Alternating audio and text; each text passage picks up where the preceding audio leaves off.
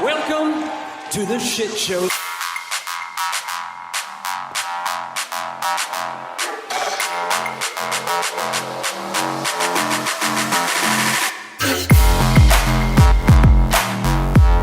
is the All Elite Wrap-Up for October 3rd, 2024. October, that is, that you might know is time for Major League Baseball postseason.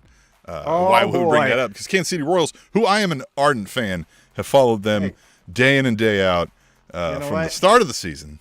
You haven't, but I've been there. I've got the shirt. I've kept you updated. I have. I've been sending you the stats and everything like that. We've got our Kansas City Royals, after losing 106 games last year, had a 30-win improvement into this season. We go into Baltimore, 3 games all in Baltimore that they had available to them. We didn't need a third game because we beat them in 2. And now we go to New York, Yankee Stadium, where all the legends have played. Babe Ruth, Mickey Mantle, Derek Jeter, Bernie Williams, Hideki Matsui, all those motherfuckers, the ghosts of the Yankees past. And they've got the best fucking pure power hitter maybe of all time. Statistically, he had the 7th best offensive season in the history of baseball. Who is it? All rise. His name is Aaron Judge. And he hits the ball off the fucking cover and it goes into the moon. But I'll tell you something. On game 1, all of those guys are going down. Judge, Soto, Stanton, Wells, if he's starting at catcher, all of them were going down. You know why? Waka Waka. Michael Waka is going to fucking tear them down. Waka Waka. I'm going to say it every fucking time he strikes out. If you watch that game and he strikes someone out, in your brain, I want you to hear Waka Waka, because that's what's going to fucking happen. Game 1, game 2, coming to Kansas City. Game 3 for to the championship series. And unfortunately for the Yankees, all that stuff you mentioned, they have the history, the lineage, right? The current stars that they have. What they don't have is Bobby Witt Jr. So they're going to lose. Bobby Baseball. I tell you what, probably the 3rd best baseball player going right now. Probably, honestly, the best all-around baseball player outside of pitching. And he runs better than anyone. Look at this. Here's a fun stat. He's the only baseball player to have 100% of his postseason games where he hits the game-winning run. Huh? So that might be wrong, but it seems right.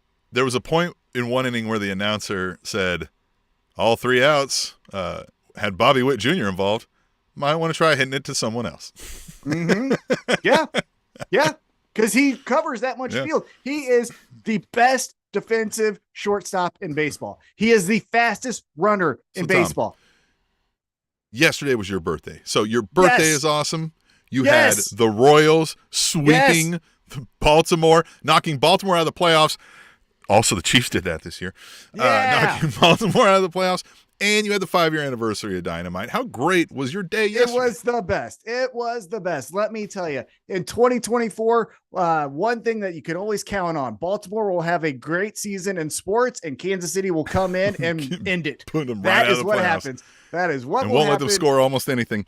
And then next week's going to be great, too, because Monday you're going to have the undefeated back-to-back Super Bowl champions defeating the New Orleans Saints on Monday Night Football, and the Kansas City Royals defeating the New York Yankees in Game 2 of the American League Divisional Series. I tell you what. And then Tuesday you get a special night Dynamite.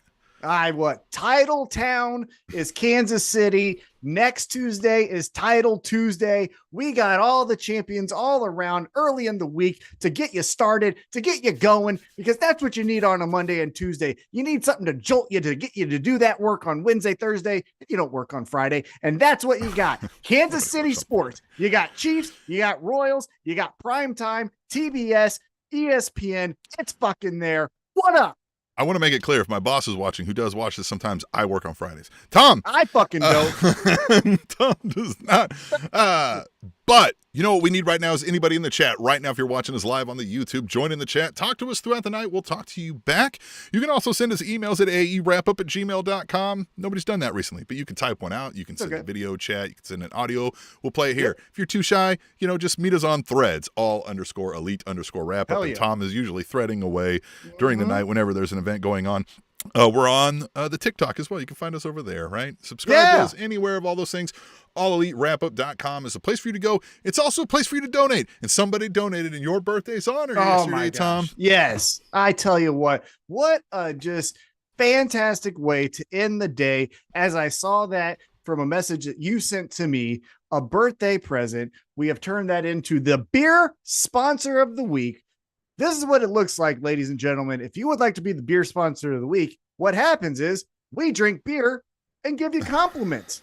Tim, why don't you kick us off with the first compliment? So, the beer sponsor of the week, we're going to shout out the Wrestling with Neurodivergence pod. They sent you some money, and, I think it may have been only one of them, but we're going to give them all the credit because that's what we do. We spread the love. We spread the wealth around here, and vote accordingly. Mm-hmm. Tom, the Wrestling with Neurodivergence podcast, which you all should listen to. It's an awesome podcast, by the way. It's a fun talk every week. They sent in some cash. We went some beer. I got the KC Beer Company Hefeweizen. I'm going to take you one step further, Tom. I'm going back into my way back days, and I'm doing something that I learned over in my travels abroad over in Germany, and I'm doing a Cola Weizen. This is where you take a Hefeweizen, and just what you think with the cola, you splash a little cola into the Hefeweizen, and you get a Cola Weizen, and it's delicious. And so I'm doing that tonight as like a little throwback nostalgia because life is good. Life was good then. Life is good now. We had great Dynamite. We're going to talk about this. And life is so good that we have good friends like the Wrestling with Neurodivergence pod who I know that when they go to schedule meeting calendars, right, like meetings at work, they use the schedule assistant and check to make sure that you have availability first before sending out the meeting. They are fantastic. Here's another thing, though. I want to also clarify because they are nice, sweet, wholesome, great people, but they're also badasses. They're such a badass that they use pepper spray to season their meat. You hear what I'm saying? Like they're really about that shit. Okay, you can't just step to them because they'll fuck you up. You know what I mean? That's how cool they are. No, so check out the Wrestling with Neurodivergence podcast. We'll talk more about them as we get into and all the great ways that we appreciate them and all the fun compliments we got for them. But Tom, AEW has some exciting news, right? Before we get into things, other than do you have some cool stuff about your life right now that needs to be talked about? Hey, I tell you what, Wrestling with Wrestling Divergence also has impeccable manners every single time. The most best manners of all time. They'll hold the door open for you. They'll ask if you need anything. They'll hold the elevator door if you're running up to it. They won't hit the close. They actually will wait to let you in. Impeccable. Yeah. I've heard that you've never once encountered them with anything less than minty fresh breath. Every single time. Yep. That is it. Which might be hard in Wisconsin. I'm not going to lie. I mean, yeah. Their breath is so good that they've made it into a mouthwash. They've made the flavor of what their breath smells like into a mouthwash so that you get that flavor or you get that smell. It might be available on their website. I don't know. I mean, you have to who ask knows? Them. You listen who to the knows podcast. At this point? Yeah. I don't know. That's awesome. They're so cool. I'm excited that I got this opportunity too to kind of revisit an old friend in the Cola Weizen. So I'll be drinking that throughout the night and encourage you all again, get in the chat, talk to us. And Tom, let's talk about AEW. They got a new TV contract. What do you think about this? Oh my goodness. This is amazing. So we're not going to go into the details of giving you every single bullet point, but essentially here's what we got. The AEW All Elite wrap up of the deal. They're going to be on Max, which again, I don't like the name. It's not HBO Max. It's just Max. Max. I don't know, because that just sounds like a dog, but they're going to be on Max starting in 2025. You're going to simulcast, or you have the ability to simulcast. So if you don't want to watch it on TBS or TNT, or you don't have that, you can watch it on Max. And as being reported, their entire library will be available, just like WWE on Peacock. You're going to have on Max the 5-year history of AEW, which is incredible. I started a string, a little text string on a Discord channel that I'm a part of. It's the Discord channel, but then one of their subtopics is wrestling. And I was like, what's your favorite match of all time? Right? Like what comes to your mind? And man, there's just so many bangers. There's the parking lot brawl. There's Hangman versus Moxley Texas Death Match. You obviously have Swerve Hangman Texas Death Match. I mean, I could keep going, but there might even be opportunities for us to provide content of watch-alongs. We should look into something like that. Yes, if you guys want that, you guys and girls, I don't want to just be anything up there. Anything under the sun. Anything. And under the moon, all of it. You're all welcome. of what you want to be. Yes. Except you. You know who you are. Who you are. You know who you are. A watch along would be fantastic because some of the things are so amazing that you kind of forget about them. And then when you get to revisit, you're like, oh, holy shit. That is the time that, Penelope Ford and Anna Jay, Ty Mello and the Bunny had a street fight on New Year's Eve and fucking tore the house down. You know what I mean? Remember that match? Yes. That match fucking ruled. Yeah. Yes. Love it. So anyhow, they've got stuff. Back in the day. They got so much. Let's go back to pandemic days. There's going to be some good hidden gems. Oh my God. I tell you what. So yeah, the 5-year history of AEW will be on Max.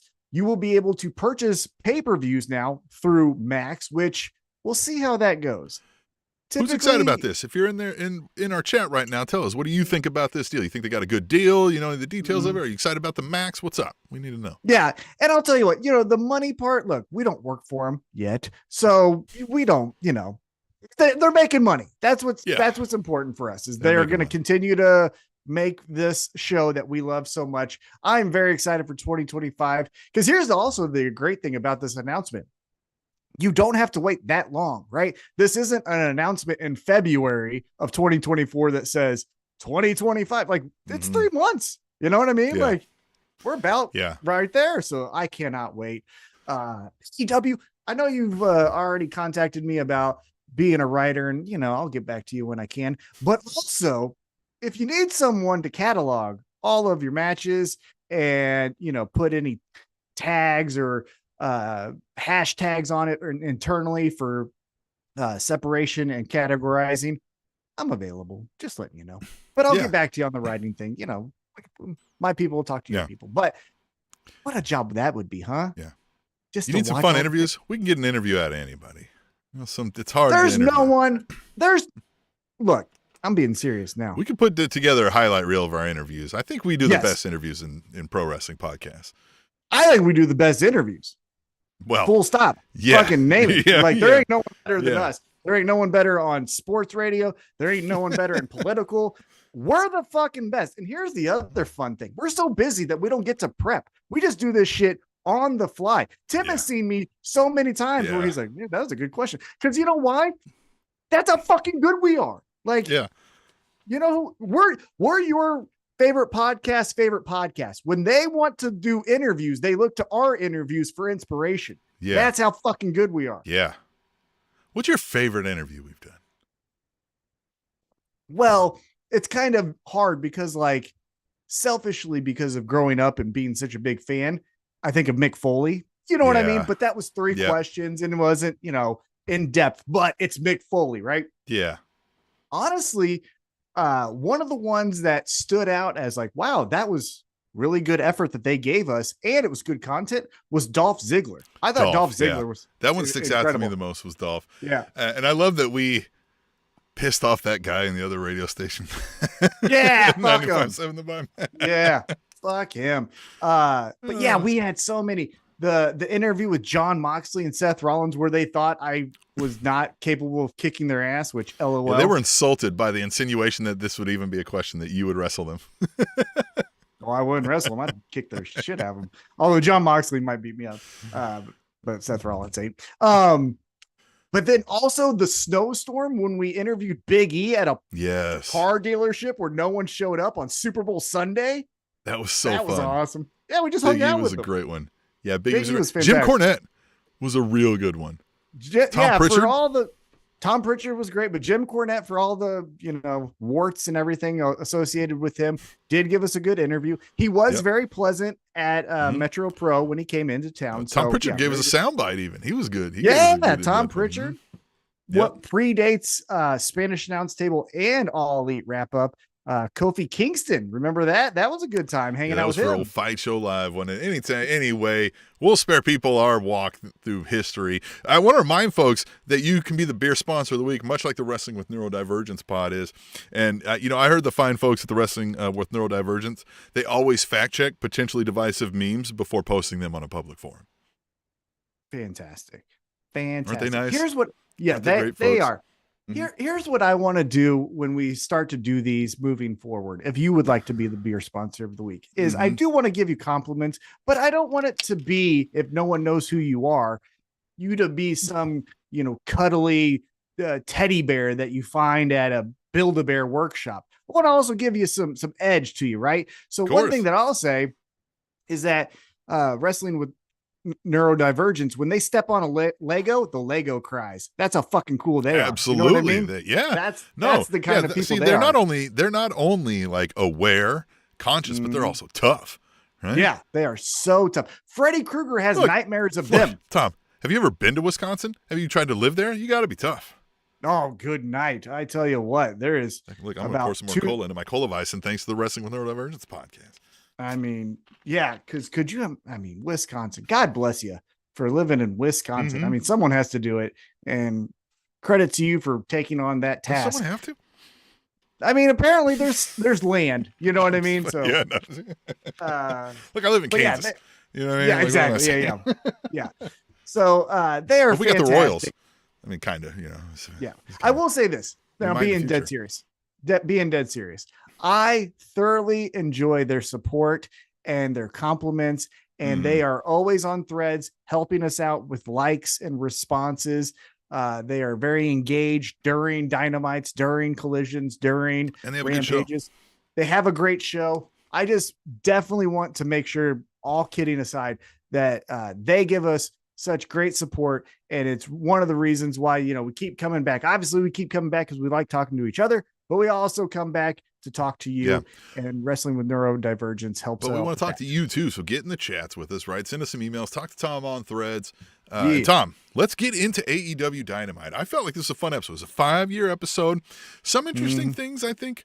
I will say this did not feel like this was, okay, we're just celebrating 5 years. They had, like, if they would have just removed mentions of it being the 5-year anniversary and showing a few highlight clips, this was still a normal episode. We got normal storyline progressions, right? We didn't take like a break to now let's bring in old guy to randomly say something for no reason, right? Yeah. I will say another great thing that they did that I really liked as we get into a breakdown of this is before Wrestler X appeared, they would show a memorable moment of theirs in the past 5 years. So for example, when they showed Hook, before they showed Hook's interview, they showed his match with Samoa Joe, which unfortunately lost, but obviously a badass match. So I like that. The little, hey, this person is important to our history of the company. And then here they are talking about current day stuff. So definitely like that. But yeah, let's kick it off. So it starts our 5-year anniversary with a promo, which is interesting. And this was kind of like a cinematic promo. So we have the Blackpool Combat Club, and they give warnings to both Yuta and Danielson. The warning to Yuta, how did you take that? Because it wasn't necessarily like, we're going to kill you, but it wasn't very friendly either. Yeah. It made me think it's coming to a head now. He's got it, like, next time they see each other, this won't be nice. They're going to be like, you fall in line or it's beat down time, right? Mm-hmm. Kind of how it felt. Yeah. And then when they got to Danielson, Moxley, who was just intense as all could be, was fantastic. One thing that I will say that was kind of a what the fuck are we doing is Marina Shafir. I understand she speaks another language, but that was the first time she's talked in this role. So are we trying to act like she doesn't speak English? Well, and to me, even if I'm still in kayfabe, right? I believe this is real. That's still a pre-recorded, produced video tape. You could have subtitled me. Yeah, that's true. Yeah, because what did she say? I don't know what the fuck she said. Yeah, that is She true. could have said, you have a pretty kitten at home that needs to be fed. Don't forget about it. She could have said that the Wrestling with Neurodivergence is one of the best podcasts going, and they're very sweet people who support you in all different ways that are very nice. And yet that you should listen to their podcast after ours, after the All Elite Wrap-Up. I think that's what she said in all of those words. You know what I think she said is listen to them at the same time. See what hits your right ears. Yeah, see what picks up in your brain. Try that. That'll be fun. Another point, though, with the Blackpool Combat Club that didn't make sense, and it's because I'm jealous. Tim, this is complete jealousy. Okay. So we've got Pac in his gear. He's wet. We got Moxley, no shirt on, intense as could be.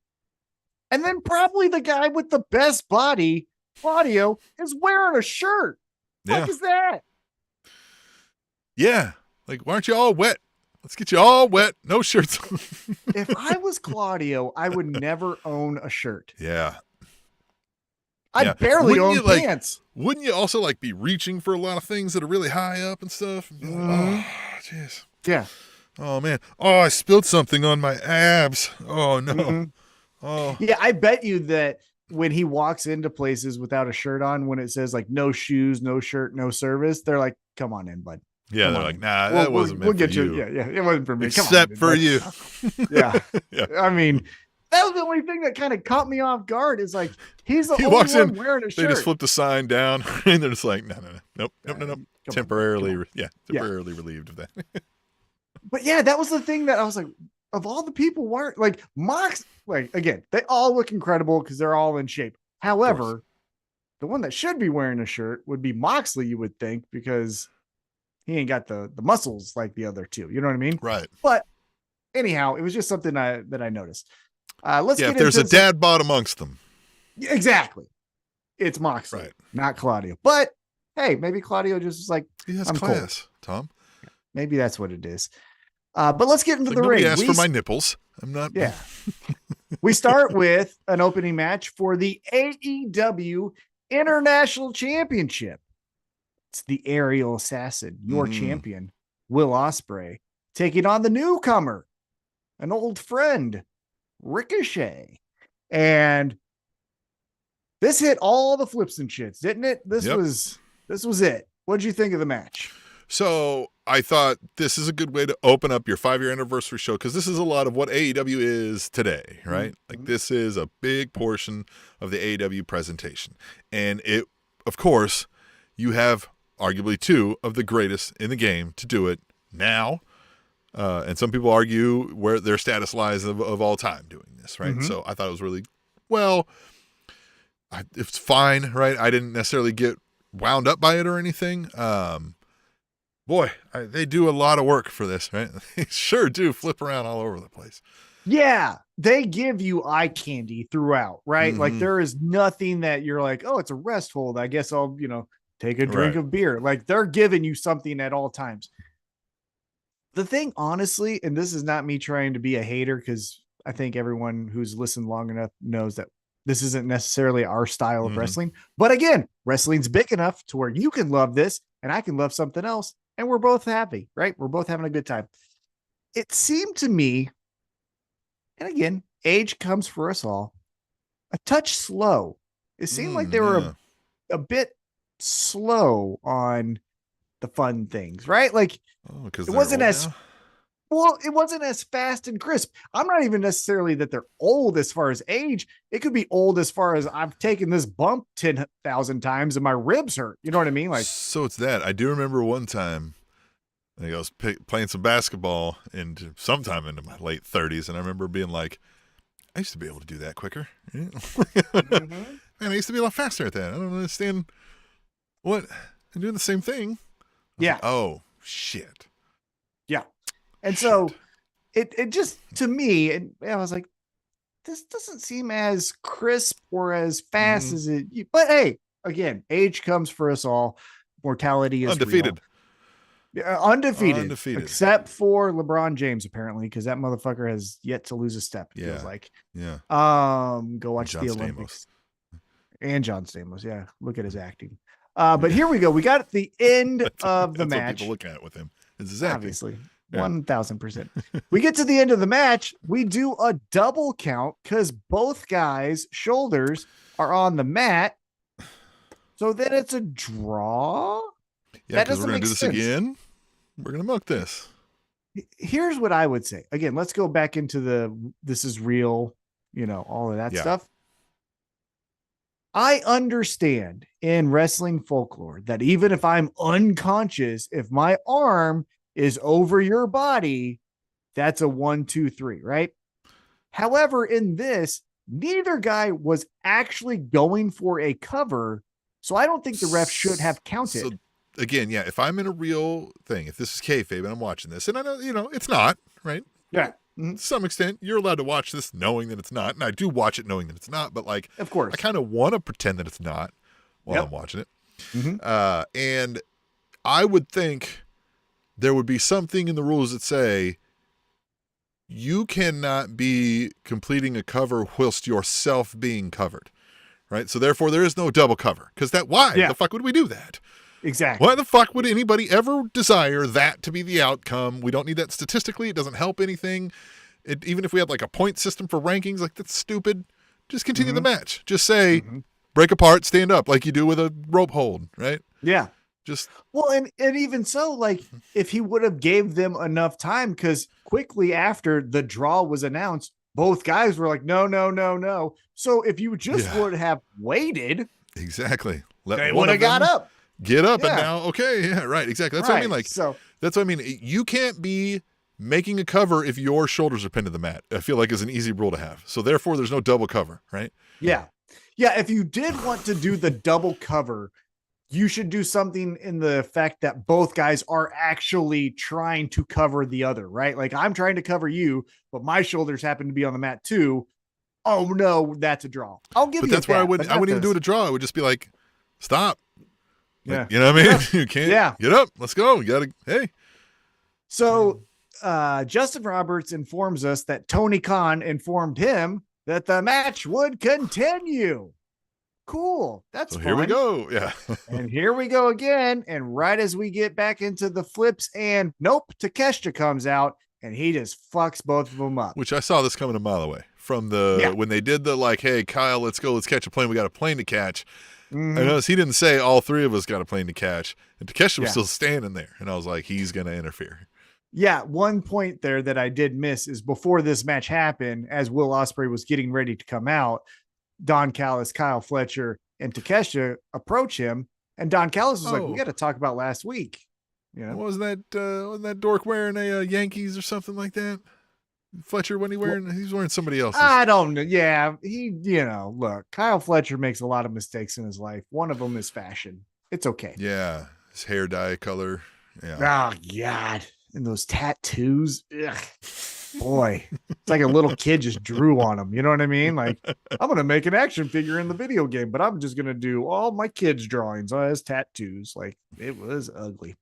But Takeshita interrupts. And so I guess at Wrestle Dream for the International Championship, we're going to get a triple threat of Ricochet. Yes, Ricochet, Takeshita, and Will Ospreay. Not to give away my pick here, but I think this is for Takeshita to take the pin because we're getting the title off of Ospreay. Right. That makes sense. So now, Takeshita takes the pin from Ricochet. He gets a title on him now. And then Will Ospreay can go, hey, I want that heavyweight championship now. Or Takeshita gets the title and he pins Ricochet. Yeah, either way. But like, I think Will Ospreay, to kind of peek behind the curtain, is going to bigger and better things. Now, one thing that he could take a right turn on and, may not necessarily go for the World Heavyweight Championship is that Continental Classic. He could enter into the Continental Classic to become that champion, take on Okada. That's a big match from their New Japan Wrestling days, we're all talking about like the Kyle Fletcher issue with the Don Callis family. What if Will Ospreay turned heel and he kicked Kyle Fletcher out of the Don Callis family, and he was like, "You suck." He was like, "You're in our way. I'm going for the world title." And after that loss, right? And he's like, "And Don's gonna help me, and you suck. We need you out of the way." Potentially, but Don Callis kind of holds you down. Don Callis is mid card. He does. Well, and I think there's he's great every time we see him, but there's a certain lane he does, right? Mm-hmm. He's not really stretching too far out of his lane, and there's not a whole lot of subtlety to it, right? And after he left Kenny Omega, his ceiling has been mid-card. He isn't necessarily saying, my guy fill in the blank is going after Yeah. Bryan Danielson's championship. Still, You know what I mean? we've got a lot of great managerial talent that we could be infusing into storylines for their, you know what I mean, manipulative purposes and stuff. I think it's underutilized in AEW. I've got it ready, AEW, and I applied. So just hit me up. Hey, so then we keep it moving. A pen and a pad right here, man. And ideas. I tell you, I got all of them. The TBS champion is heard from next. The CEO, Mercedes Moné, with Camille. And basically she just goes, hey, guess what? Love AEW. Let's show the best highlights. And it's highlights of her. Yeah. That's good. Good heat, but that's all this was, right? Like heat and then bye-bye. Well, potentially. We got something fun here because MVP walks up and was like, hey, love the big business. Take my card. So MVP. Just observation here. There is a certain wrestler that MVP is so far targeting, and it is not of the white dudes with flips and shits. It's more of the Swerve Stricklands, the Mercedes Moné's now. Also later, to kind of fast forward just a touch, which we get Shelton Benjamin. So maybe we've got a different angle of what they're going to do here. Shelton Benjamin is so old. His name is Shelton. We'll get to Shelton here in a second, but I don't want to get too far ahead of ourselves because we do want to go into after that. Shelton Benjamin schooled up the Undertaker. You know what I mean? Like he's been around forever. God damn it. We'll get there. Right. We'll get there. But after this, Renee Paquette is backstage and she tries to interview the Ass Boys, the Gun Club, whatever we're calling them. Bullshit. Because Hangman says, I'm fucking kicking these little kids' asses. And he wears them like a hat. Oh, yeah. They didn't get a word in. I think it was halfway through the first word and they just got whap. Yeah. Hangman said, you ain't getting involved in this, motherfuckers. And he kicked their ass, which put a smile on my face. I will knock your dick in the dirt. And he did twice. Yeah. Look, because Hangman's not wrong.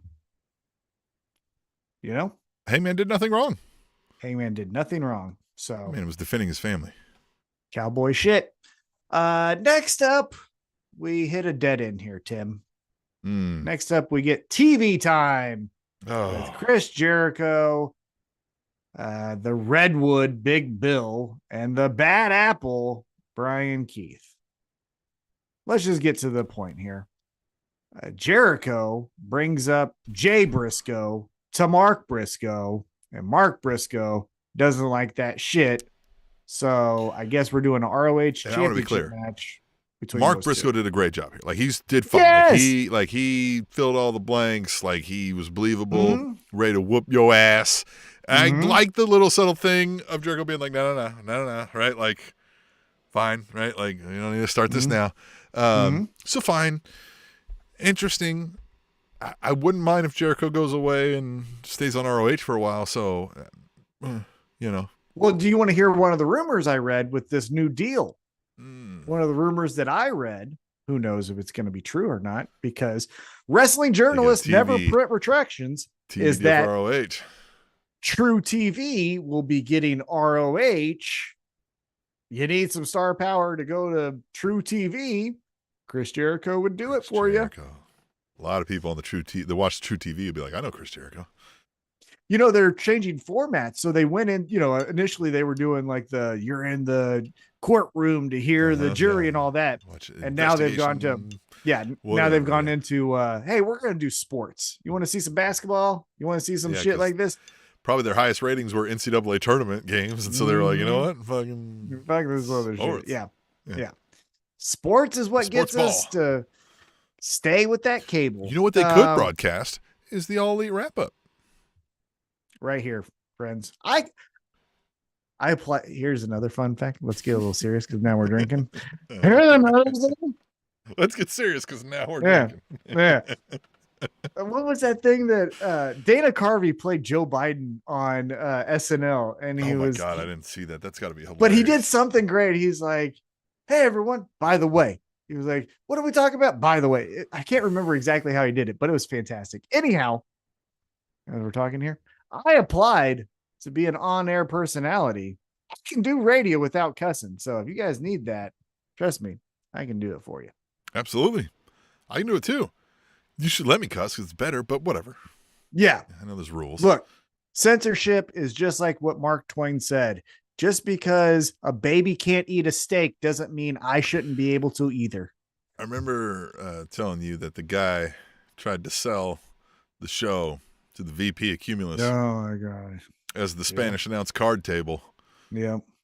And we were like, oh, well, we should stop trying to be, we're going to cuss now. Yeah. Right? Oh, if you go back, if you go back to the first couple episodes, we do try to do a radio show. And then once we realized that ain't in the cards, we got to where we're at now.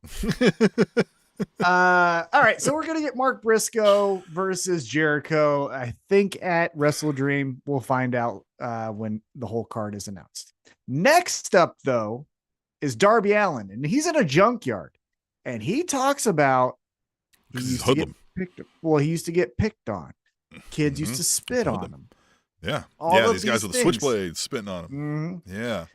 So he says, hey, I'm tired of doing this stuff. I'm stepping up. I'm issuing an open challenge.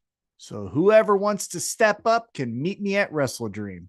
So let's just have a bit of fun here. Before Title Tuesday, which we'll probably find out who that person is. Who do you think takes on Darby Allin at Wrestle Dream? Man, I want it to be Nick motherfucking Gage. That would be the best, wouldn't it? I don't think we're ever seeing him on AEW again. Right? Why not? Well, I got a theory why. You know who showed up on GCW not too long ago? JBL. Oh. I think old Brett Lauderdale is working with WWE now. And they don't want nothing to do with Nick Gage. No, because they're fucking vanilla. Ugh. They are so pedestrian. I tried to watch Raw the other day. Jey Uso, I will say, let's take a quick side quest here. Jey Uso with this thing, with the that's fucking cool. I haven't watched in months. So he does this thing where he's got this new song and he does the hands up and down, and so everybody's going along. The crowd is doing yeah, and it looks fucking cool, right? It's fun. Yeah. And now the one that I saw, got charisma. He's a fun guy. Yeah. And the one that I saw, he had just won the Intercontinental Championship. He had a son with him. And so that was cool. He came out through the crowd, all of that. So that's cool. Like him. Fucking everything else was so paint by numbers. And then I say this, and then you say that. And guess what? I'm CM Punk. So I say, I'm the devil. And it's just like, what the fuck is this? So I'm trying to look through the roster right now to see who I think is going to answer this Darby Allin Open Challenge. Yeah, let's get back on track. Yeah, who answers the Darby Allin Open Challenge? I feel like they could do one of these like where it's just like, hey, we're doing this for the moment, and it's Adam Copeland, right? And then we come do that. But I'm looking through to see if there's anybody more like concurrent, right? That's like they could actually start like a program with. But I don't know that I'm seeing it really. What is your ideas here? I think here's another behind the thing rumors, things that we don't like to talk about. It sounds like Miro's never coming back. Miro might be going back the other way, at some point, but what a mistake, but okay. Yeah. So I don't know who else, like, I mean, you could get like an Orange Cassidy or something, but like, I don't know who's going to like, who would start like a feud. Ooh, you could get a returning Powerhouse Hobbs, but I think he's also maybe involved in hopefully maybe something else, Well, that's maybe the angle you take, right? Darby Allin walks out. Hey, who's opening, who's answering my open challenge? And he kind of gets on the microphone, yells, someone back there, nut up or whatever he says, and throws the mic. And then MVP walks out and is like, hey, heard that you're looking for someone to fight. Old Franklin Lashley over here comes out. Franklin Lashley. That's maybe where we get him. We could see him. Yeah, I was thinking you could get a returning Wardlow if he's healthy. I don't know, right? He comes out, or you get Roderick Strong, right, from the Undisputed Kingdom. He could answer that thing. I think what I read from Matt Taven in an interview is that Wardlow has a knee injury, so he might be out for TBD. Ever. I think. Might so be a here's producer in his future. Hey, and that'd be great. Yeah. I will say this. Here's the other aspect that we need to consider on who answers the open challenge. We're also in Washington, and Washington is Darby Allin country. So you would think potentially he's going to win. That's why I think Adam Copeland. I'm going to say Adam Copeland is going to answer. They'll give him a rousing match. And no, but he says step up. That indicates somebody up and coming, doesn't it? I got it. Who is it? This is what I'm guessing. Okay. Completely thin air, no evidence to back this up. I think this is how I would book it too. I'll give you how I would book it and what I think may happen. Probably won't though. Okay. Darby Allin gets on the microphone. He comes out first, right? Gets on the microphone. Why is no one stepping up? This is bullshit. AEW's built on we're the best wrestle, and I want to wrestle. Throws the microphone down. MVP walks out.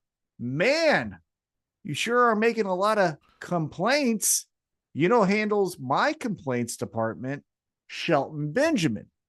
Shelton Benjamin walks out. Now, Shelton Benjamin loses or gets close to losing, and then that's where we see Bob Lashley. Frankie takes out old Darby, and then that's where we get a new feud, Frankie versus Darby. Old Bob Lash. Yeah, that's probably exactly what happens.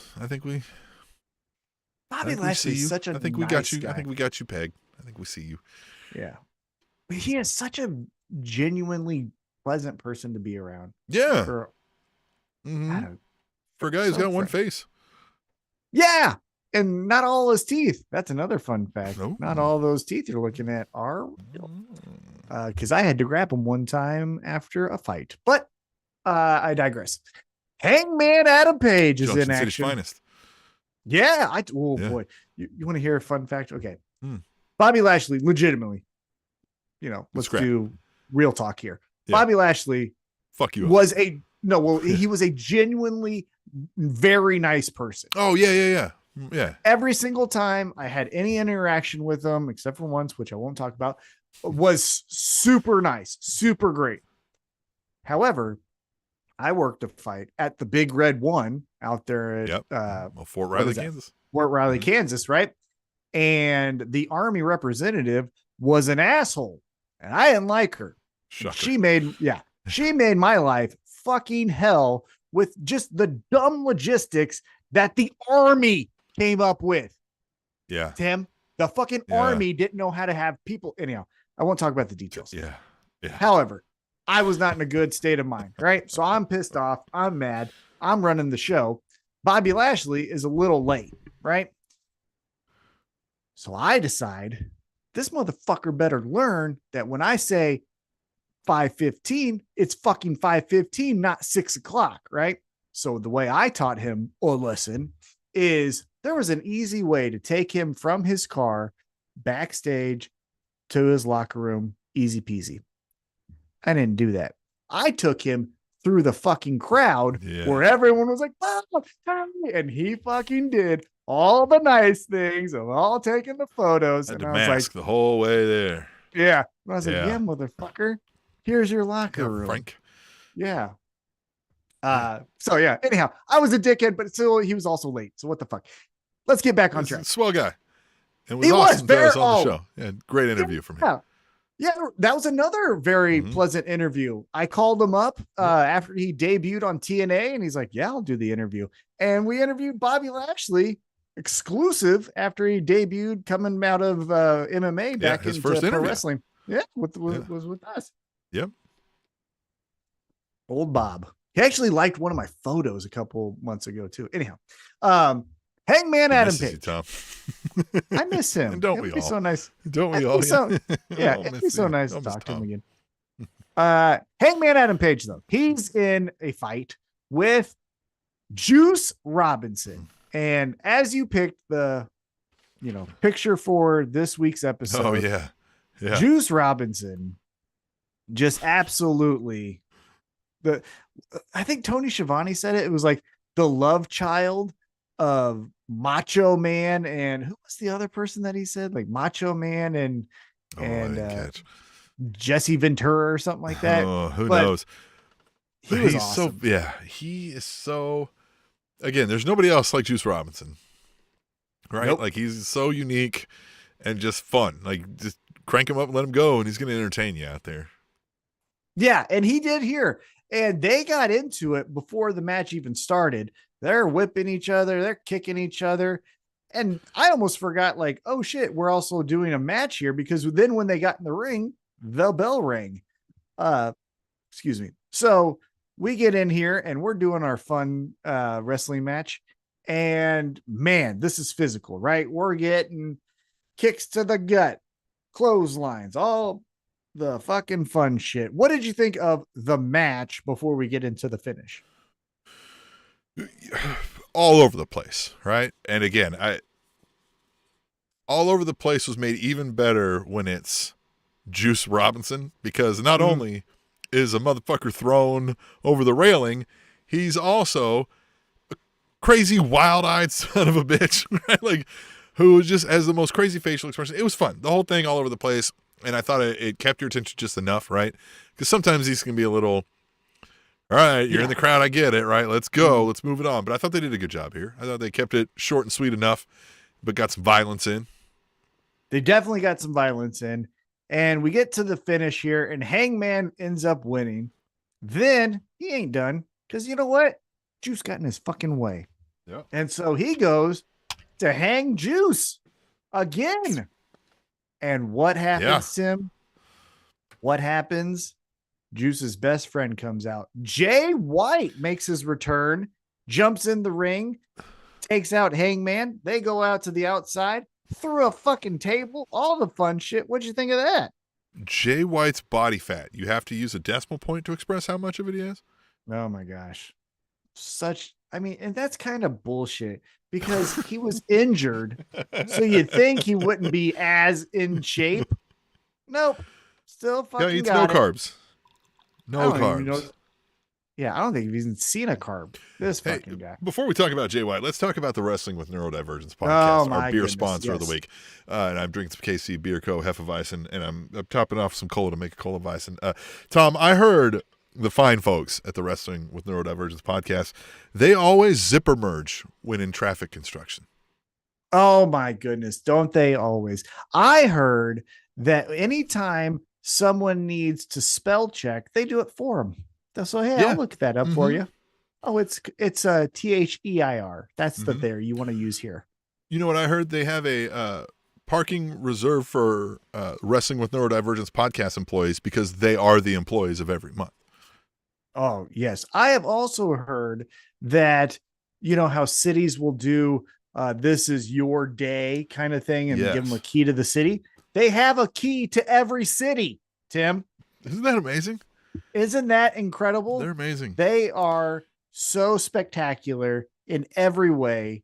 Every time I see them, it warms my heart. They're beautiful. And you're beautiful too out there. And you too. We could let everybody know how beautiful you are by you being the beer sponsor of the week. You can go on to alleatewrapup.com, find the 2 ways to donate. 2 ways we gave you through PayPal and Cash App.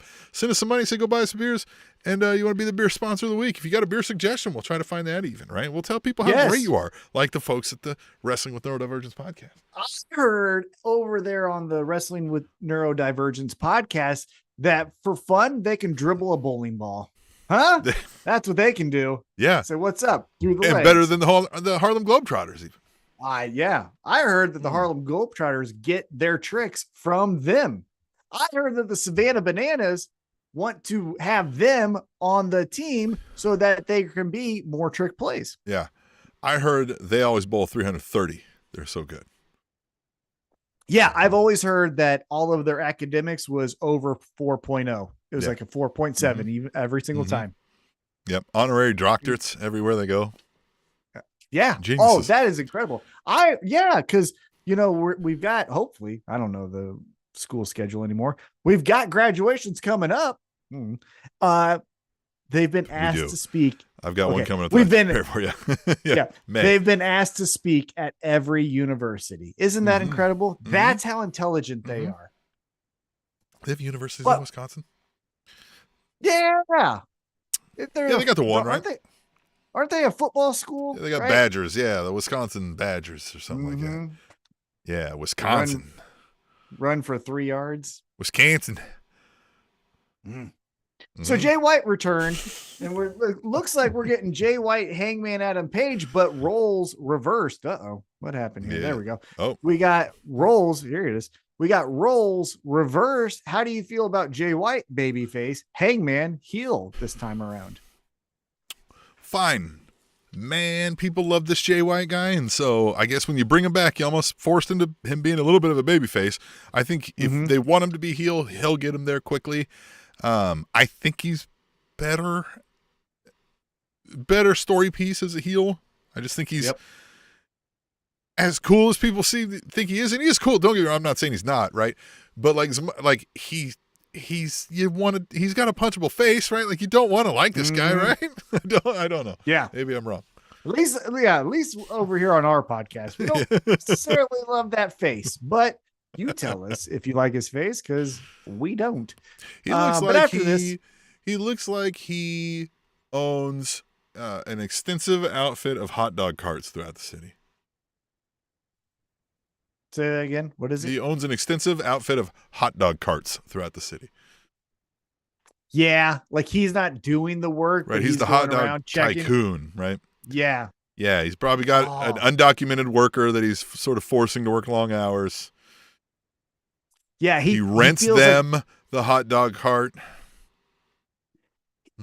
He definitely has the vibe of a regional director, right? Comes into Old Navy to make sure all the shirts are folded correctly. Yeah, that kind of a person. But that's how we feel about him. How do you feel about him? And while you tell us that, we'll keep moving. We get Renee Paquette backstage with the scapegoat, Jack Perry. He just happens to pull up when they go to her. That's coincidental. And he's walking up, and Shibata says, "Hey, bitch, I want to fight you."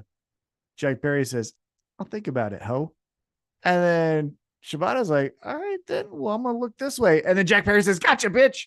And then throws him right into the short bus. Right in the short bus. You got to be careful. Man, the bumper might fall off that thing, and we got to get that to the next town. They have a mechanic on site? Yeah. Or do we? I never thought about that. They get a new short bus every time and spray paint it everywhere, every city. Think... Leave it abandoned.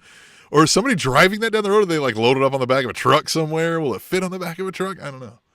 Who's driving that? That would be a good. Yeah, if you have to just drive that, they got some poor roadie this scapegoat short bus. How many times do you think they're pulled over?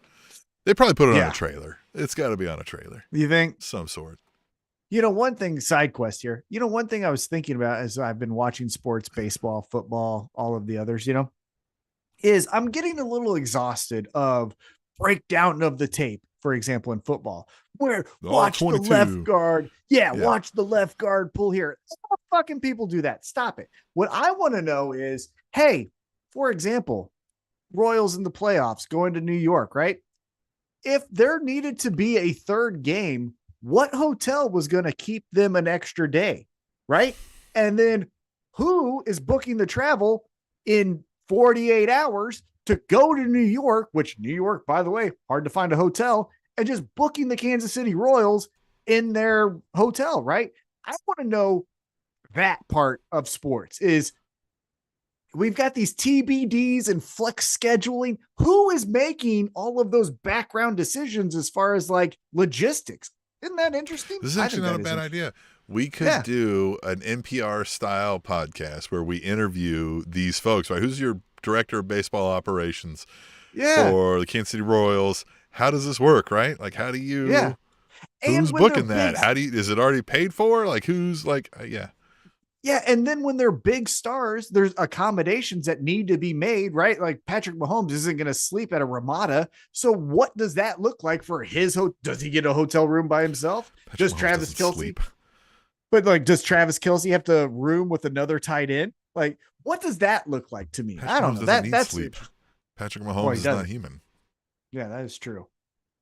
makes the schedules too. Remember, you sent me a post of like it was a married couple who's made the baseball schedule for like 30 years. You know, yes, by who's hand. doing that now? Yeah, it's incredible. You were like, they need to make a documentary about it, and there was like a 3-part documentary on Netflix. I was like, here you go. Yeah, but I want to know who's doing it now. You know what I mean? Like, probably a robot. I just find it interesting. I find it very interesting with sports being entertainment at its core.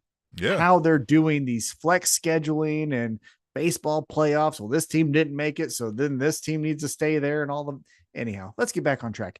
Like the NBA in-season tournament. Like that's got to be a nightmare to schedule and travel and all that bullshit. The games they move around and shit. Yeah. Don't know how they do it.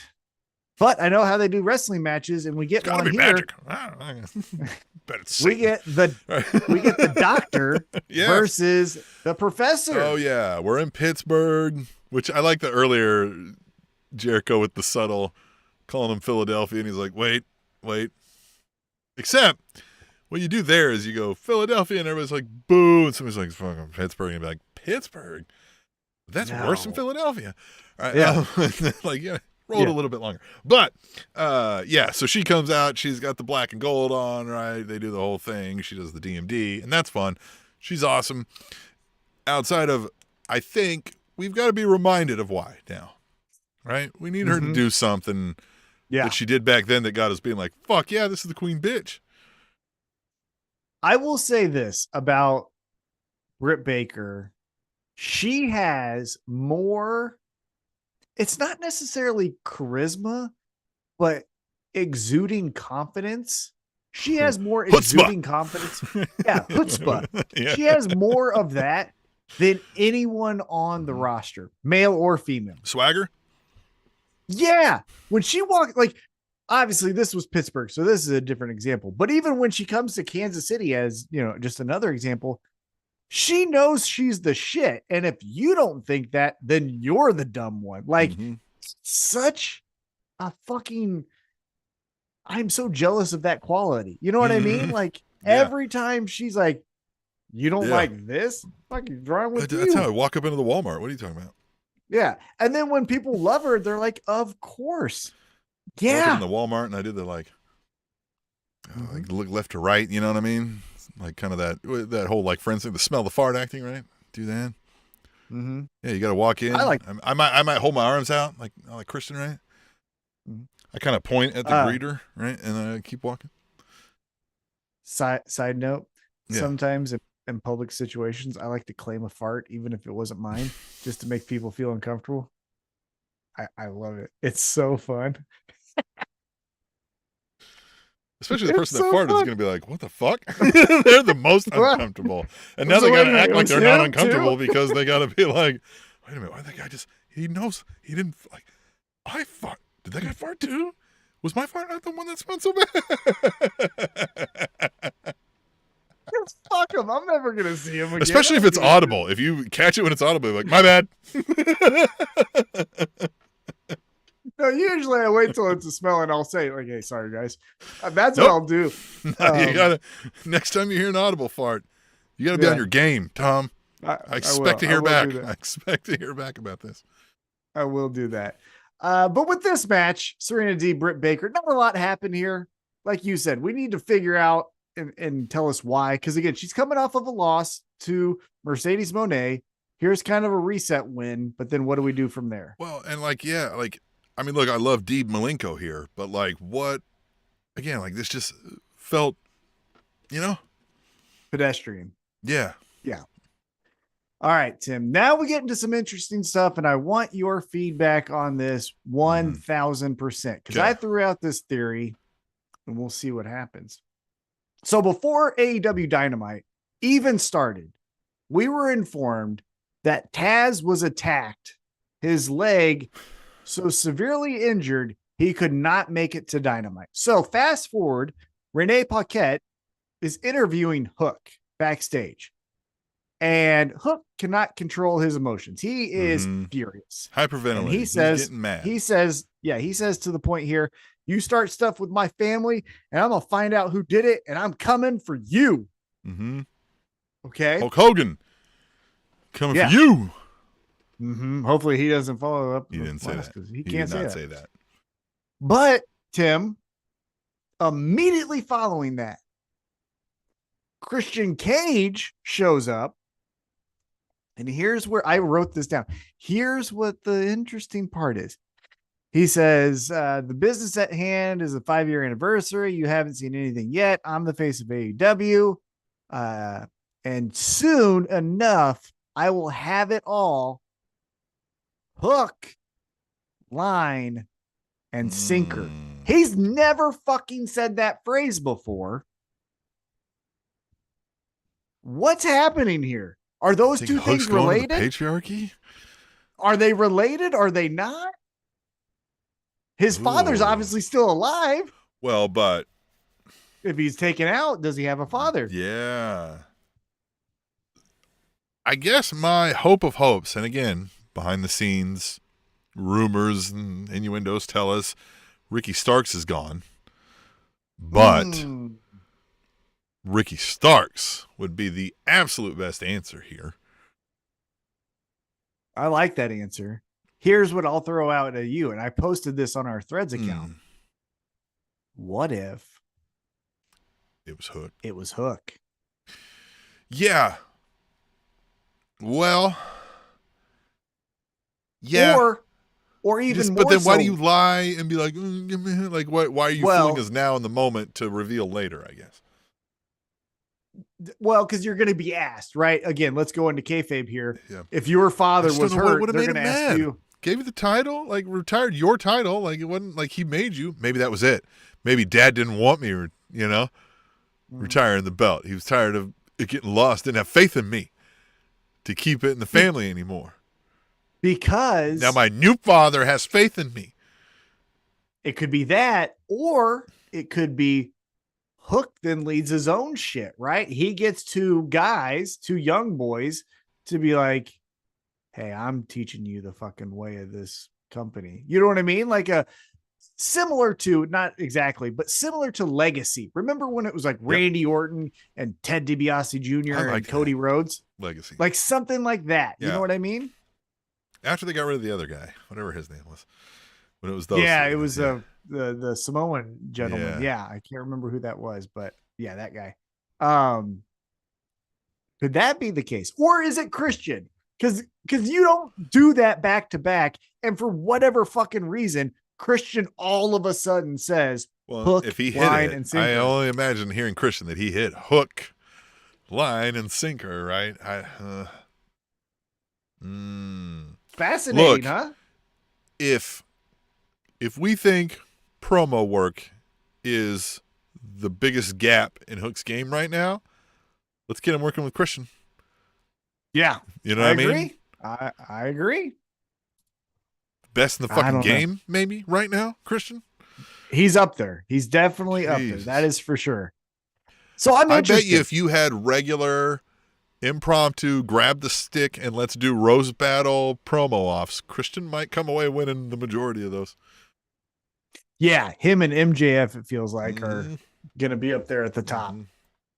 All right, so then we go to another interview. Renee Paquette is interviewing Mariah May because Mariah May was coincidentally still doing nothing but she was ringside at this Britt Baker Serena Deeb, right? One thing that we forgot to mention is Serena Deeb then attacks Britt Baker. Queen Aminata comes in for the save. Mariah May is sitting there the entire time. We come here.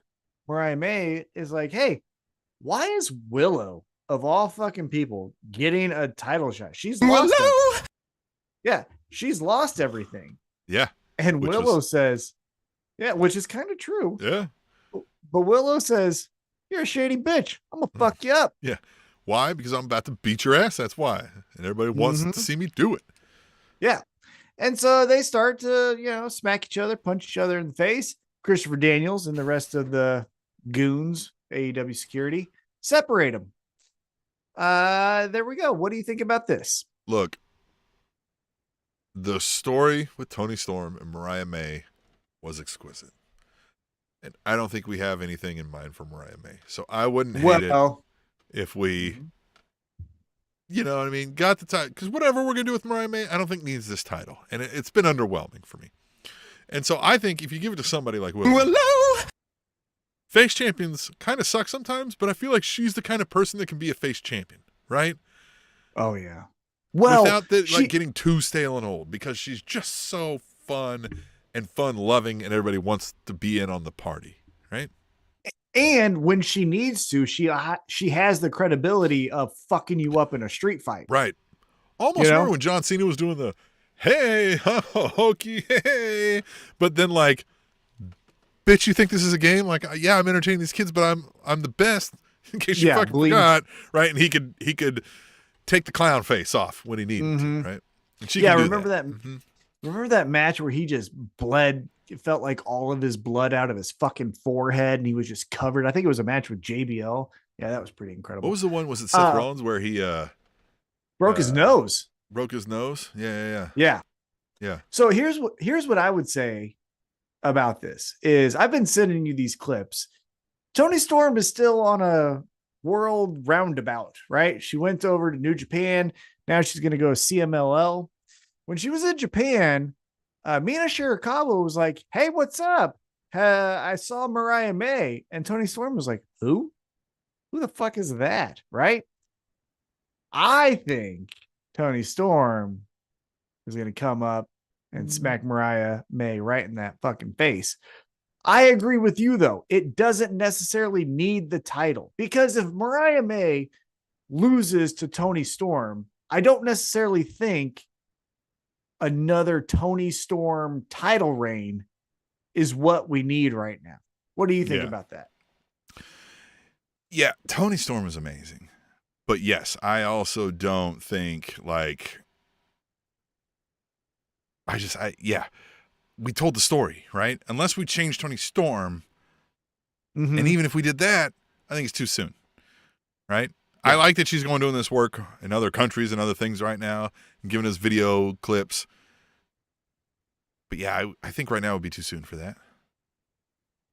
My God, Toni Storm had a fucking promo where she was talking about how she had like a 6-month love affair with Stan Hansen. And after finding out that she had tobacco juice on her back, Stan Hansen told her fucking just incredible. Because Stan Hansen's still alive. It's not like it's a dead guy that she's referencing. He could easily be like, this could have happened last week. Yeah, we don't know. no, this shit didn't happen. Fucking, I'm a married man. She said it gave me a lariat, but not with this arm. Yeah. You know what I'm saying? I like that. And Wendy Richter is still out there. If you watch the Vince McMahon documentary, she does a couple interviews in that. So yeah, we'll see what happens with Mariah May and Willow. But as we move on, something that here's a criticism I will give of AEW. For first, let me talk about what happens here. We get a match, Private Party, Iron Savages. All of a sudden, Private Party just beats the Iron Savages in a minute and a half or whatever it is. Yeah. Stop this. Whoever's doing the writing, fucking stop this. Stop making Private Party. We need them to be strong for a title match against the Young Bucks. These motherfuckers lost a 2-on-1 to Keith Lee. Fucking get out of here that all of a sudden one of them breaks their hand. Yeah, they should not be. What I wouldn't hate is them finding ways to now win matches, right? Like them figuring out it's less flips and shit and it's more punches to the dick, right? And poor mountain guy, whatever their fucking name is, I forget. Whatever they keep changing their Iron Savages. Sorry about your luck that we learned you got to kick a dude in the throat once in a while. That's fine, right? Get a little more edgy, break a little more rules, right? To get a little more tough, to get a little more street, but you are not overpowering. And by the way, you're not overpowering those dudes. Those are massive motherfuckers. Like, you're not beating them in a minute in any actual athletic fucking competition, right? Can we stop that? Yeah. You've got to wear those dudes down, and one punch goes off their flab. Like, you got to put in a little work to get these dudes down for a period of time in whatever you're doing. Or, yes, I agree. Or if you wanted to say, we figured out a new way of a schoolboy roll-up, right? We figured out a way that if you cross their feet when you do the schoolboy roll up, they can't kick out. We win. Oh, wow. This is how we beat people. You could do that, right? Like we figured something out in the lab, as the kids call it. And now we know how to beat people without necessarily taking a lot of damage. Okay.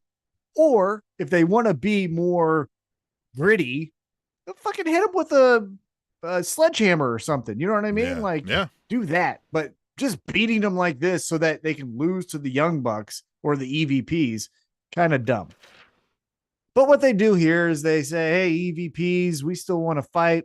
EVPs come down. We're not going to wrestle in Pittsburgh.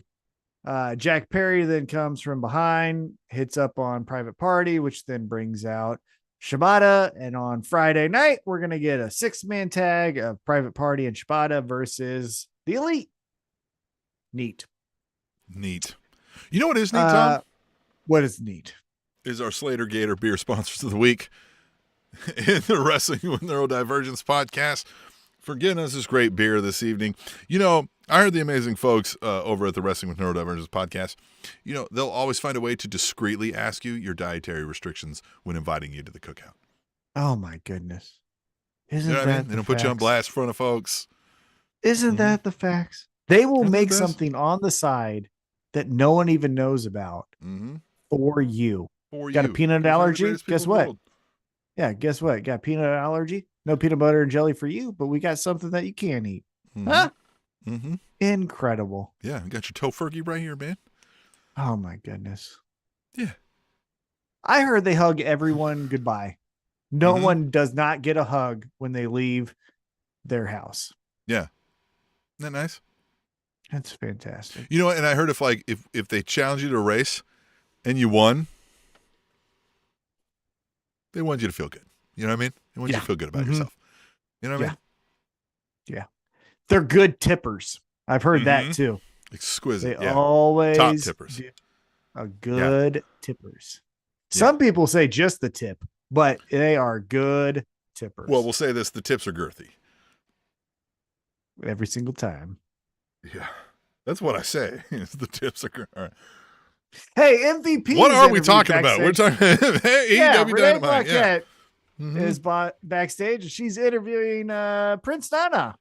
Prince Nana gets interrupted by MVP. And Prince Nana's like, hey, you remember I used to fucking wrestle? I'd kick your ass. Kick your ass right now. And MVP says, that sounds like a complaint. I don't deal with complaints, but he does. Prince Nana says, who? And MVP says, I'd like to introduce you to my grandfather, to an AEW manager of complaints department, Mr. Shelton Benjamin. We already have you, brother. His name is Ricochet. Get the fuck out. Like, what are you doing? Yeah, look, I get their crew and their posse and it was an existing thing, but this kind of feels to me like, remember when Malachi Black showed up at AEW? We were like, oh. And then Buddy Murphy was with him. And it was like, why did we have to continue this like it was a group? I never thought they were important together. Yeah. But apparently they are. Apparently they're that, like, that's a tandem, and this is the same thing here. And I get it. In real life, these are some boys who are looking out for each other, and that's cool. I commend that, but, like, I don't know. Shelton Benjamin doesn't move the needle for me. But, I mean, he's obviously, like, he's got the gold dust thing where, like, the dude's going to be 75 and wrestling is going to have abs, right? So it is what it is. Freak athlete. And one thing I will say is I kind of did a very stupid, dumb brain thing and said that we already have you in Ricochet. I do encourage diversity. I like that now there is different viewpoints in the wrestling landscape at AEW.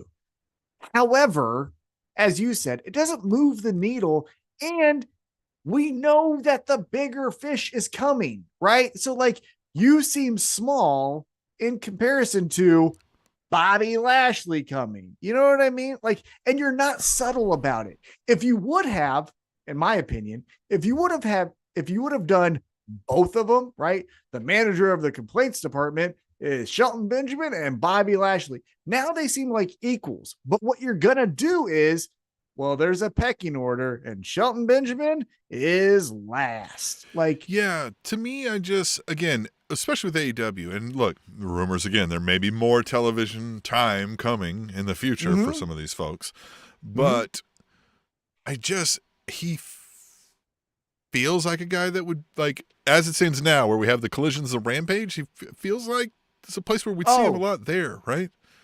He is going to main event Rampage against Sammy Guevara 4 weeks in a row. You know what I mean? If he's going to live, what happened to him? Well, he got a concussion. Who doesn't? Right. You know what I mean? Right. You know, we all get as long as it wasn't like some sort of like neck threatening thing. I didn't follow up on it. I didn't know what happened. Yeah, it's his brain. We don't. It's tough. I haven't used mine in years. They only say you use 10%, so you can hurt the other 90. Yeah. Do with this KC Beer Co. Right here. That's math for you. All right, let's get to the main event. It's title versus title. Kind of.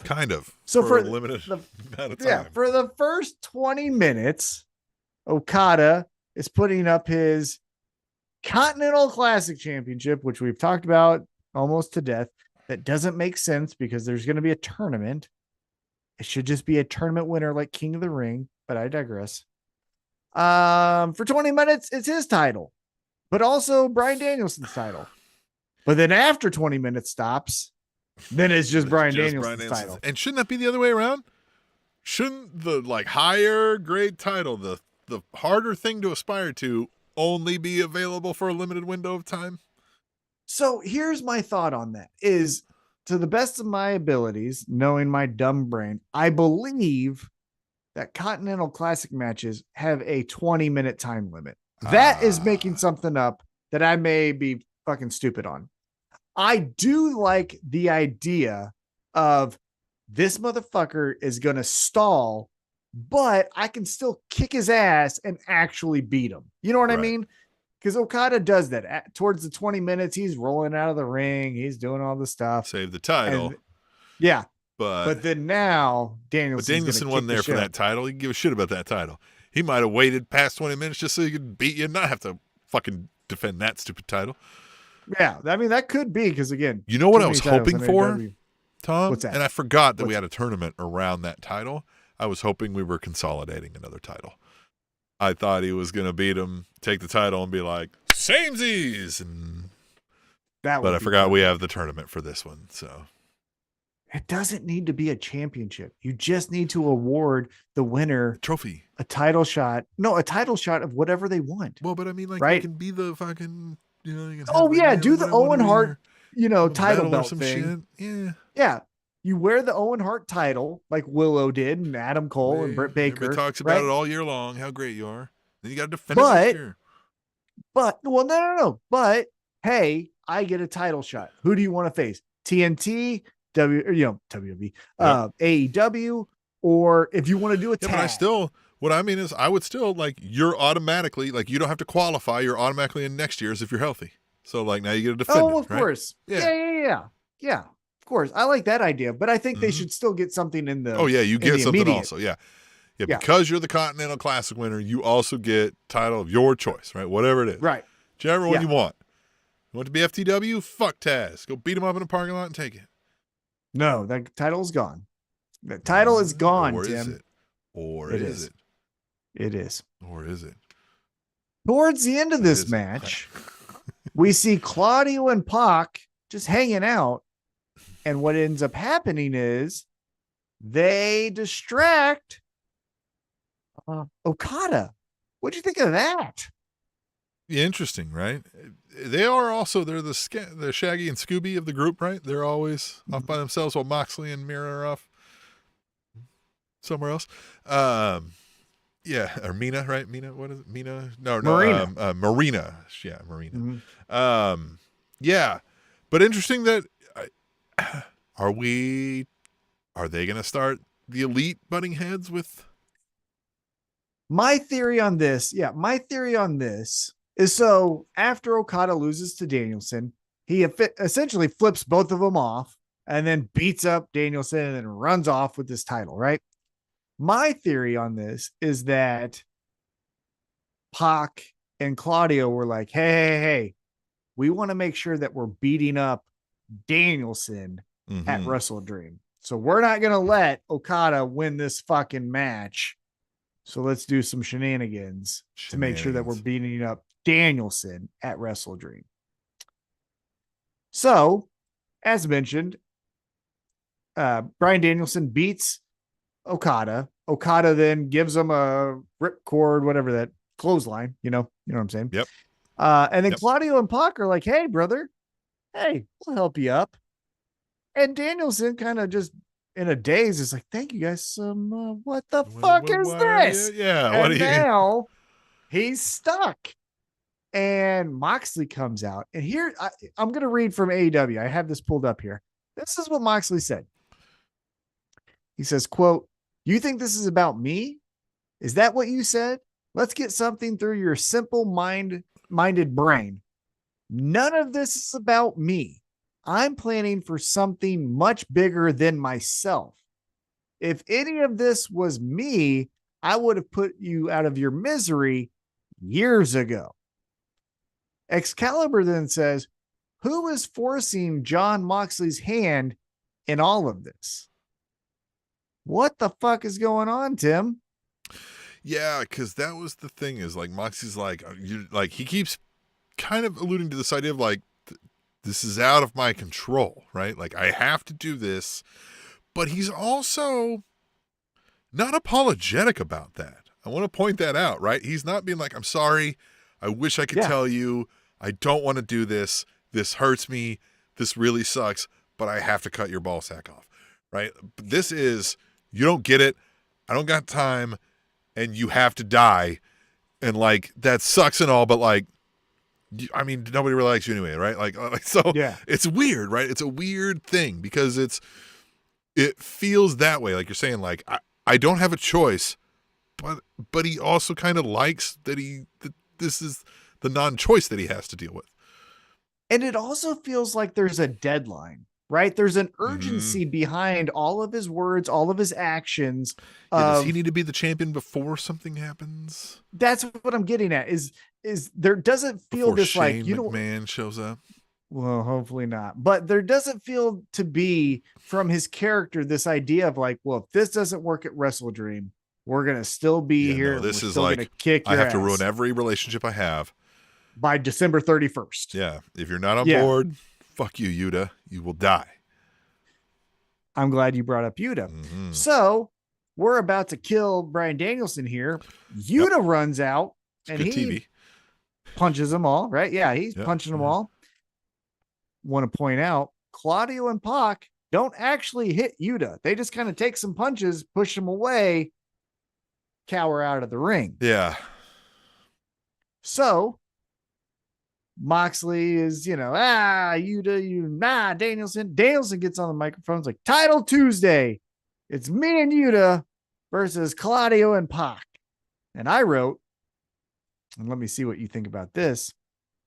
This is where Yuta turns on Danielson. That feels like it's going to happen. It does. Now, I'll say this. If the sub storyline of Yuta being the way we stalled how we get from one idea to the match in 4 weeks, I guess good, right? But otherwise, like, why wouldn't he just involve from the beginning, right? But like, if we had no other storyline, then good. Let's just make one of the members on the fence, right? And this is a good way to do it, right?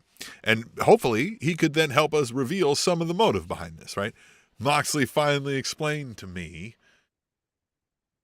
right? Or he finally introduced me to, not Shane McMahon or whatever. Mm-hmm. Yeah, that's what I think is that Yuta, because one other key point in this is he did come out for their trios championship match, did absolutely nothing, did not necessarily like the actions of Claudio or Pac, but then when pushed to the limit by his opponent, snaps, damn near kills the gentleman. Claudio and Pac are like, that's fucking cool, right? Yuta says, hey, I ain't giving you the thumbs up. Mm-hmm. I'm fucking out of here. And he runs off. So are these little moments like that, you know what? Fuck Danielson. This shit is actually way cooler if I just snap and kill people. And that's when it's like, Danielson, you were wrong. Yeah. I shouldn't have believed you. You're out of here. Is, and this is just putting you on the spot, what is the bigger motive, right? When the Dark Order revealed the Exalted One, what is this? What are we doing here? What's your thoughts so far? I hope to God, and I'm being dead serious, completely Shane transparent. I hope it's not Yeah. Shane McMahon. I hope that Jeff there's Jarrett. never Chosen one. a McMahon. I hope there's never a McMahon involved in AEW for the entire existence of the promotion. Yeah, or that is legitimate poison into your business. With that being said, there is going to be someone directing necessarily Moxley and company. Now, I just saw the comment that we have in the chat of AEW Underground. Yes. No. I don't know yet who this is. A thought that's been sticking to the back of my brain, and I don't know why it's been there, but my thought keeps coming back to, what if it's Tony Khan? Because we have the Elite over here yucking and jiving and, you know, snapping their fingers and kind of making people's lives hell. They did the fucking TK driver to Tony Khan. What would be his revenge? Let's get the meanest motherfuckers that exist on this roster to take everyone out. What if they use Shane McMahon only in the concept that Moxley got wind that Tony Khan was about to sell the company to Shane McMahon? And Moxley was like, absolutely the fuck not. No, we cannot. And the Elite are complicit in it. They're ready to sell. They're going to go to Netflix. Ugh. Ugh. Ugh. No, I think you don't do that because then you'd be drawing attention to the competition and the sex fucking problems with them. Don't do that. And that's what I'm saying. Get the McMahons out the fucking door. I don't even like that the Young Bucks took a picture with Shane McMahon. Yeah. Fuck out of here. Or is Mox going against MVP? Is this just a MVP's crew against? No, I think MVP is building. He doesn't feel the same urgency that Moxley does. That's a good example. Is MVP feels like we got time here. Yeah, we got time. Man. Moxley feels like I'm looking at a watch every single second and got to make sure this happens before X date. Parker meter's running here. Yeah. Here's another question I'll pose to you. Not necessarily who it is or all of that. Do you think the payoff will be satisfactory? Because as cool as it was leading up to it, the masked guy attacking MJF, unfortunately, because of injury, was kind of a dud, right? I will say this. Yeah, was a great idea, and then it wasn't. Yeah, I feel like we have a problem with that in AEW, where the story, even up to the major plot line point, but the fallout is always like, we forgot what to do. To a point. I would say, though, in those two examples that I gave, the thing that kicked him in the ass was the injuries, right? If Adam Cole is healthy, they're fucking running around doing their shit. Are they, though? It's fucking Wardlow and Roddy, you know what? But Adam Cole could still be, the asshole. And then with the Firm, if CM Punk doesn't go off on his bullshit, and also he had a torn bicep, right? If he also doesn't get injured, we could do MJF, CM Punk. Who would have guessed that he would get injured in a fucking wrestling match? How often does that happen? Almost every time. Unless you're doing that WWE style where it's like, hey, just lay him down. You don't have to slam him. Just lay him down. Hey, get that bracelet. That'll really get him going. A bracelet from a fan that has some fucking names on it that he cares about. I haven't watched that programming in months, and you It took a long time of you telling me to stop watching it before I was like, Yeah. I could just not watch it. Just don't.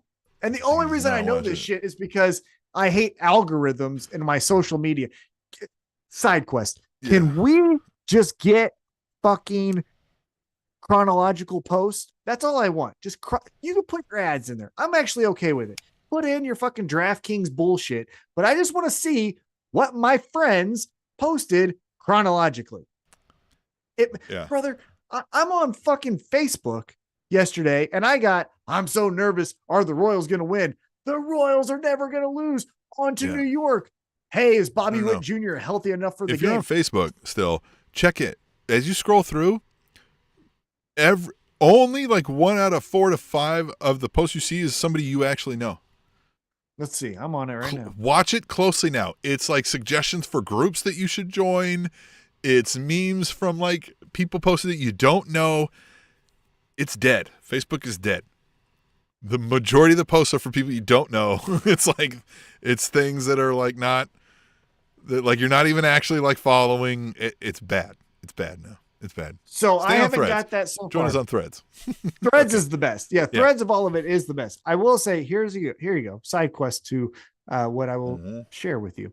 I have a new updated profile picture from a longtime friend, Justin Summers. I have an ad. Where the fuck's that guy been? Well, Justin unfortunately, Summers. I don't think he watches some, AEW religiously every week. So. Yeah, but he also has some bad news, so I'll let you kind of look at that himself. Then I have a sponsored post from Beam Jobs, the magic of using Beam Jobs AI resume builder. I do have another person who's an old time friend who is posting a picture of his dog. I have a KCTV5. We've got the Big 12 for the next 10 years. And then I got Major League Baseball that just posted 12 minutes ago, OMG. And I don't know what the fuck that means. So I kind of want to know what that means. And then I got another ad for HubSpot Academy. So yes, some bullshit in there, but I haven't yet gone too far down the road. You know what is not some bullshit, and I'm glad they're finally in the chat with us, is the Wrestling with Neurodivergence podcast, who is, thanks to them donating some money to you for your birthday, our beer sponsor of the week. The Slater Gator beer sponsor of the week. Tom and I went and picked up some beer, and we've been telling folks how great you are at the Wrestling with Neurodivergence podcast all night long. Like, for instance, did you know, Tom, that I heard the beautiful people at the Wrestling with Neurodivergence podcast always strive to avoid logical fallacies and personal attacks when having disagreements? Outstanding. Aren't they Here's the thing that, that is amazing, people. Here's the thing that I actually have noticed. Never have they had a grammatical error in the chat. Everything is always impeccable. Mm-hmm. They use the right to, they use the right there. I heard they always return their carts at the grocery store, and if they're at Aldi's, they leave the quarter. Oh my God. Leaving the quarter? Leave the quarter. Every time. Yeah. They're great. Yeah. Amazing. Yeah. I think we should leave it on that, because that just warms my heart.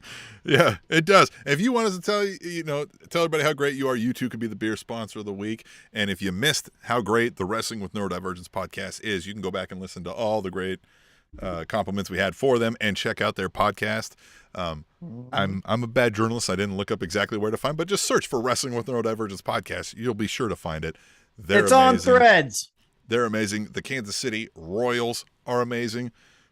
They swept Baltimore, excuse me. Baltimore. Baltimore. Baseball. Baltimore. I was thinking Houston, because they would sweep them if they ran into them, but they already lost. So, yeah. Bobby Baseball, the best shortstop in all of Major League Baseball, is about to take on the juggernaut known as the New York Yankees and all of their history. And guess what? The power of Bobby Baseball and Salvador Perez, the best catcher going right now, a World Series MVP in 2015, the best catcher in all of the sport, going to the Hall of Fame, the best smile in all of baseball. You can't find a better smile than Salvador Perez. And at first base, you got Vinny Pasquantino, Sasquatch. When that motherfucker hits the ball, we got a goddamn Sasquatch that runs up and down our field. It's amazing. You can't wait to see that shit. It's going to be so great. those three juggernauts are going to take on New York, and we're going to fucking take their lunch money. I'm starting to think that the only group of people that could even come close to fielding a competitive baseball team against the Kansas City Royals would be the fine, beautiful folks at the Wrestling with Neurodivergence podcast, our beer sponsor of the week. All right, you got a point. Okay, you got a point. I mean, but they don't have Wisconsin. a team right now. I don't know if they know how to play baseball. But they don't have a team right now, and we do. It's the Kansas City Royals. Did Milwaukee already out? Did they already get out? The Brews? I don't know. That was the OMG. So I don't. They're playing the New York Mets, so I don't know if they lost or not. But going back to the Kansas City Royals, the only fucking thing that we do when we go to the playoffs, which doesn't happen that often, is win the fucking World Series. Last time we were in the playoffs, guess what we did? We won the fucking World Series in 2015. And guess what we're going to do in 2024? We're going to win the fucking World Series. I tell you what, we're never going to lose again. We're the greatest thing to ever happen to organize sports. How great is it going to be? Bobby Baseball is the MVP. We're going to see a World Series champion and a three-peat of the Super Bowl in the same city in the same year. It's going to be a blast. Our sports teams are never going to lose for the history of time. Undefeated in everything. You know what else is undefeated? The All Elite Wrap-Up, the Wrestling with Neurodivergence podcast, the beer sponsor of the week, AllEliteWrapup.com, all of that shit. Find us on the threads. We got to get out of here. We got to go, talk to our families and other things like that. And we'll be back next week for another. Maybe it's Wednesday. Maybe it's Thursday. We'll have to talk about that because Dynamite's on a special Tuesday, Tom. So stay tuned to us at AllEliteWrapup.com to find out when we'll be broadcasting live next week right here for the All Elite Wrap-Up.